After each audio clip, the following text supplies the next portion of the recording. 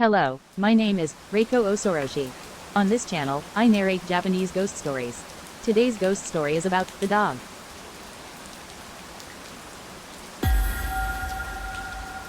The dog. This happened around the time I was in the 6th grade, in the middle of summer. I had come to stay alone at my maternal grandparents' rural home.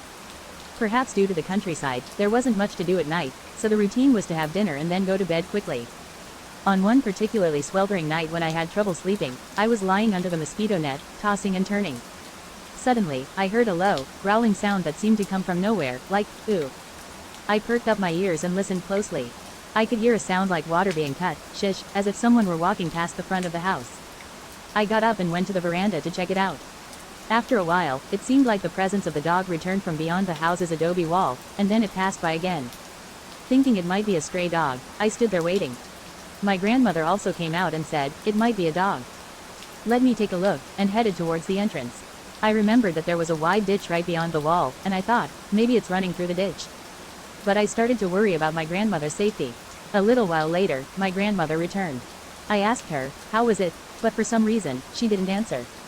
She sat me down and said in a serious tone, that was a supernatural being, a ghost dog. You shouldn't look at it.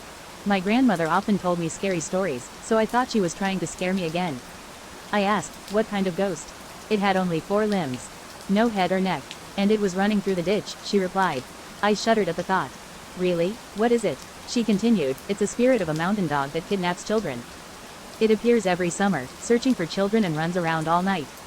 You must never look at it. Even though I considered myself a city kid, I couldn't help but feel intimidated by the unique rural atmosphere. I obeyed my grandmother's words and quietly got into bed. However, even with the blanket over my head, I could faintly hear the growling of the dog. When the footsteps passed in front of the house for what seemed like the umpteenth time, I suddenly thought, how can a headless dog kidnap children? Once that thought entered my mind, I couldn't stop wondering.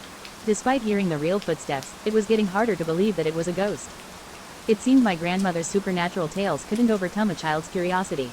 I couldn't resist the urge to see the ghost dog for myself. Even though I was hearing real footsteps, it was starting to feel like a lie. I quietly sneaked out of my room and made my way to the front door. Outside, the faint glow of the street lamp illuminated the gutter, but there was no sign of the ghost dog. I waited patiently in front of the house, swatting away mosquitoes. I thought about tossing some bait to see if it would come flying over. Just as I was pondering this, it arrived. I heard heavy, raspy breathing from the left, and a dark figure came into view. The gutter was as tall as an adult, so I wasn't worried about being attacked as long as I stayed above it. I leaned out to get a better look in the darkness. When I saw the dog's head illuminated by the yellow streetlight, I felt a strange sense of triumph, thinking, it's just a regular dog after all, not like Grandma's stories. But when it passed right in front of me, a chilling sensation ran through my heart. The dog had something in its jaws. It seemed completely unaware of me as it ran off with bloodshot eyes, splashing through the muddy water. In that instant, I understood. A human baby was clenched in its jaws, its neck dangling, looking like it might tear apart at any moment. My legs gave way, and I collapsed on the spot. I couldn't move a step. The thought swirled in my head, did Grandma let this happen? I wanted to mutter to myself that I needed to tell the adults, but my teeth chattered uncontrollably.